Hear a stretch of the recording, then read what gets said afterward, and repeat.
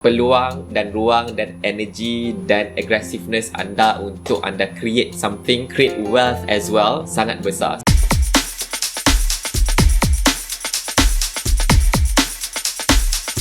Assalamualaikum dan apa khabar semua, saya harap semua sihat. Baiklah, video kali ini saya buat khas untuk saya berkongsi dengan adik-adik saya lah basically kepada para remaja yang berumur 18 hingga ke 29 tahun. Kerana video kali ini saya buat khas untuk saya berkongsi dengan anda ataupun the younger me lah. Sekarang saya sudah berumur 35 tahun. Ini adalah 18 nasihat ataupun pengajaran yang saya nak bagi tahu dekat Nazri ataupun rakan-rakan yang berumur sebaya untuk anda, you guys, orang kata menjalani perjalanan anda, usia remaja anda, usia 20s anda itu dengan penuh hikmah. Sebenarnya saya tersentuh banyak kali apabila saya baca feedback daripada saya punya student lah. Saya mengajar beberapa subjek dan feedback yang saya terima, syukur Alhamdulillah, rupanya selain silibus subjek tersebut, sepanjang saya mengajar memang saya akan selitkan beberapa pengalaman saya, beberapa tips tambahan untuk adik-adik saya, pelajar-pelajar saya untuk berjaya bukan sahaja dalam universiti tapi dalam kehidupan secara keseluruhan. Video kali ini saya buat khas untuk saya sambung lagi beberapa nasihat lah. InsyaAllah adik-adik saya, pelajar-pelajar saya, anda semua akan terus berjaya dan harapan saya lebih berjaya daripada kami-kami semua, insyaAllah. Amin. Kita mulakan dengan nasihat yang pertama. Baik, nasihat yang pertama ini memang saya kena bawa anda kepada satu konsep yang mana kita kena aware dengan kehidupan ini umpama satu game, satu permainan. Adik-adik saya, pelajar-pelajar saya memang suka main game kan, dan sebenarnya kehidupan kita tak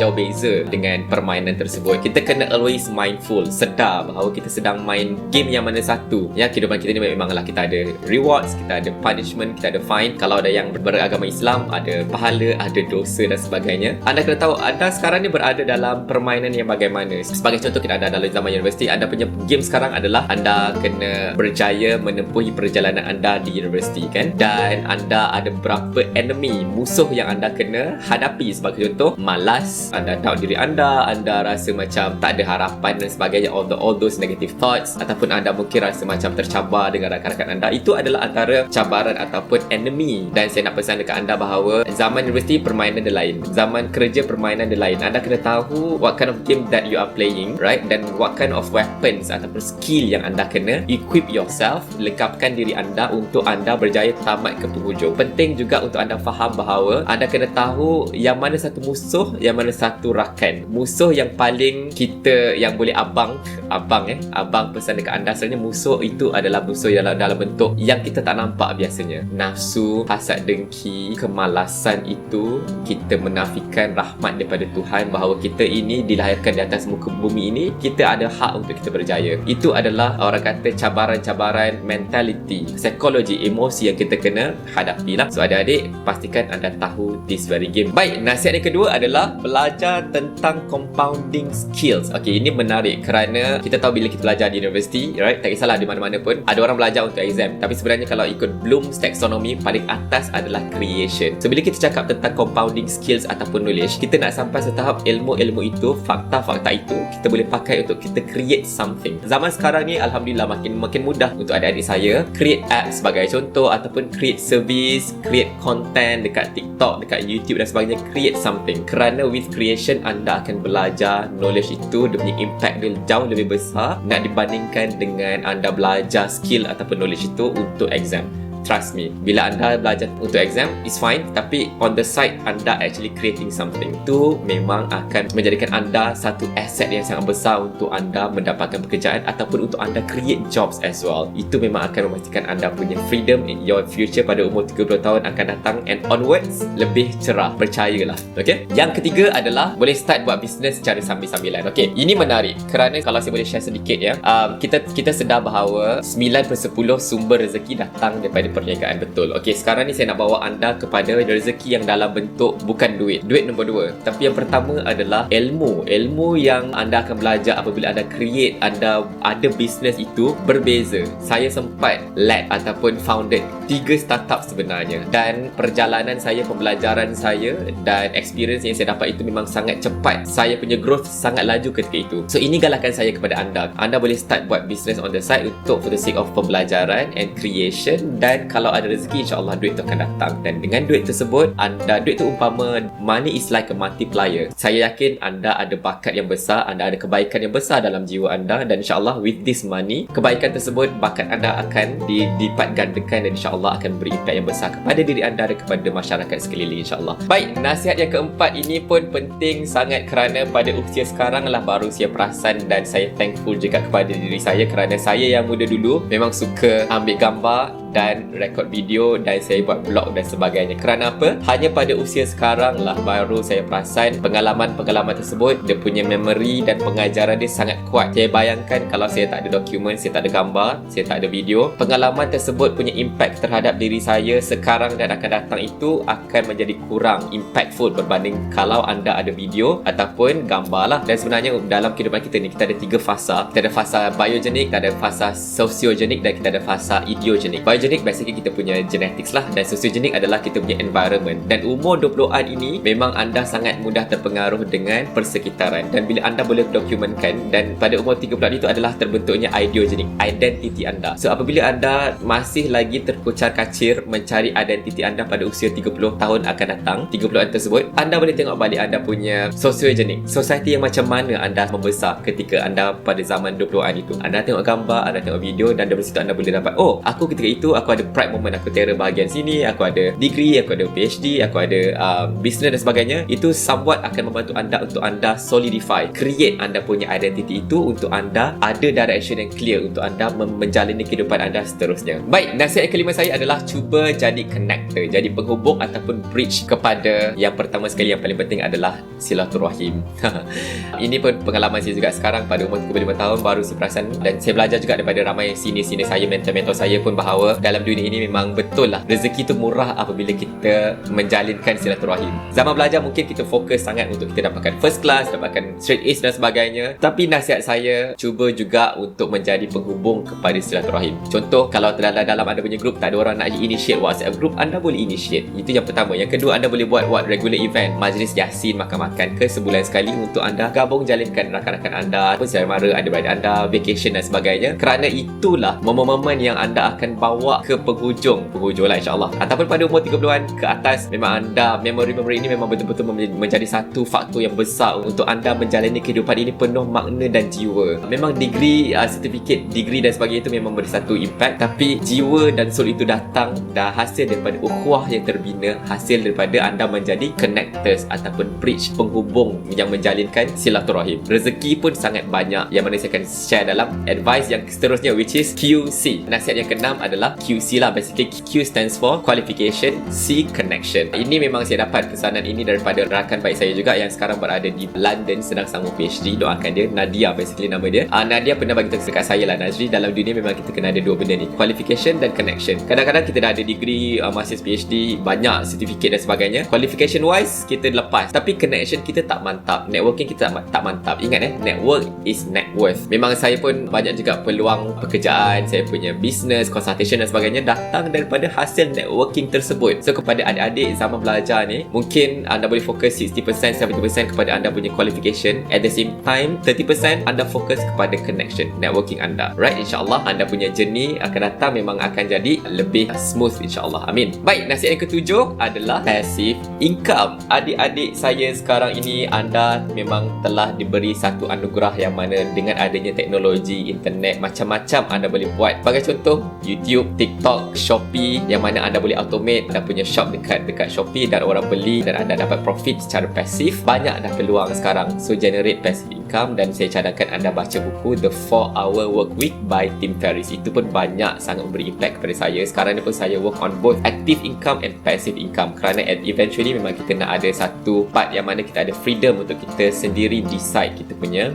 perjalanan kerjaya kehidupan kita, insyaAllah. Okay? Nasihat yang ke-8, don't be mean to people. Jangan buat perkara-perkara yang tidak elok kepada manusia lain. Kerana anda kena tahu, walaupun kadang-kadang anda dilayan dengan layanan yang tidak baik, anda kena tahu setiap orang ada dia punya own struggle. Ya, kadang-kadang mungkin that very person they having a bad day, ya, ada macam-macam masalah dekat rumah, dekat office dan sebagainya, dan dia tiba-tiba melenting. Anda tengok muka dia, anda senyum dan anda yakin bahawa setiap orang ada melalui cabaran dugaan dia. So kalau anda being impulsif, balas balik dengan kemarahan, cepat-cepat minta maaf dan cantumkan balik, hubungkan balik silaturahim itu, kerana memang dalam masyarakat kita ni memang kita perlu sebar luaskan kasih sayang. Itu yang menjadikan kehidupan kita lebih bermakna. So cepat-cepat minta maaf dan memaafkan. Alright, nasihat saya yang ke-9, beli Bitcoin dan NFT dan jangan jual cepat sangat, tunggu. Nasihat yang ke-10, jaga kesihatan, jaga posture. Anak zaman sekarang ni, adik-adik saya ya, banyak main laptop, main game, anda bongkok, anda tak perasan pada umur 30 tahun dan akan datang anda dah start aging, anda punya protein production, stem cell dan sebagainya dah makin kurang, memang akan efek anda punya kesihatan. Dan kita tak nak kehidupan kita 30 tahun sampai umur 80-90 tahun posture kita salah, kita hidup dengan penuh kesakitan dan penyakit, kita cuba elakkan. So jaga kesihatan. Yang ke-11 adalah jangan risau sangat apa orang kata, ya.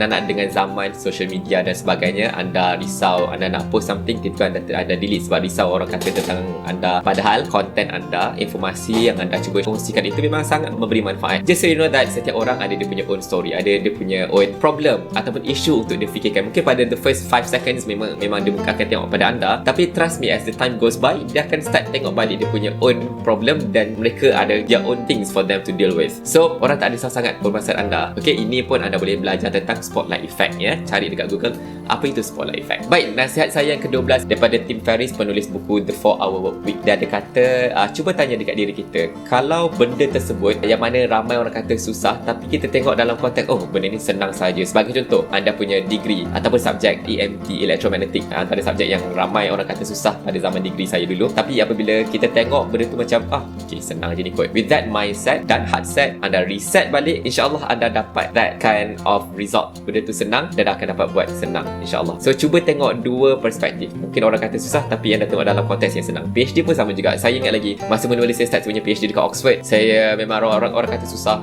dapatkan PhD ber Oxford dan sebagainya. Memang first year memang saya struggle sebab I had that mindset. Tapi bila saya dah jumpa rentak, dah jumpa tips and tricks pada tahun kedua dan onwards, mindset yang betul, memang saya tengok rupanya ada cara untuk kita layan kita punya PhD ini dalam konteks yang senang rupanya. Memang betul. Second year onwards memang alhamdulillah saya punya PhD relatively senang berbanding ketika saya mempunyai mindset yang silap ketika tahun pertama saya. Yang ke-13 untuk adik-adik, anak-anak zaman sekarang ini, semua benda laju, fast changing. Kalau saya boleh nasihat sikit dekat adik-adik, enjoy the journey. Jangan risau sangat tentang destination di penghujung. Zaman saya dulu pun memang saya adalah orang yang semua benda nak cepat, dan banyak juga saya terlepas pandang tentang rakan-rakan yang baik, event-event yang saya rasa sangat colourful, sebab saya terlalu fokus kepada saya punya end result. Dan at one point memang ada loss sedikit tentang apa yang aku nak dekat dalam hidup ini. Rupanya jangan lupa, memang destination tu penting, tapi journey, pemandangan ataupun pemandangan sepanjang perjalanan itu memang sangat cantik. Orang kata smell the roses on the journey. Baik, nasihat yang ke-14 ini pun saya nak bagi tahu ke anda, anda ada potensi yang sangat besar, jauh lebih besar daripada kami ni, untuk anda menjadi lebih kaya. Memang kalau anda tengok macam-macam report sekarang, artikel dan sebagainya menyatakan bahawa budak-budak umur 20s ini, peluang dan ruang dan energy dan aggressiveness anda untuk anda create something, create wealth as well, sangat besar. So anda jangan pelik, anda tengok batch-batch anda ni lah yang memang betul-betul lebih kaya daripada batch-batch umur 30-an, 40-an.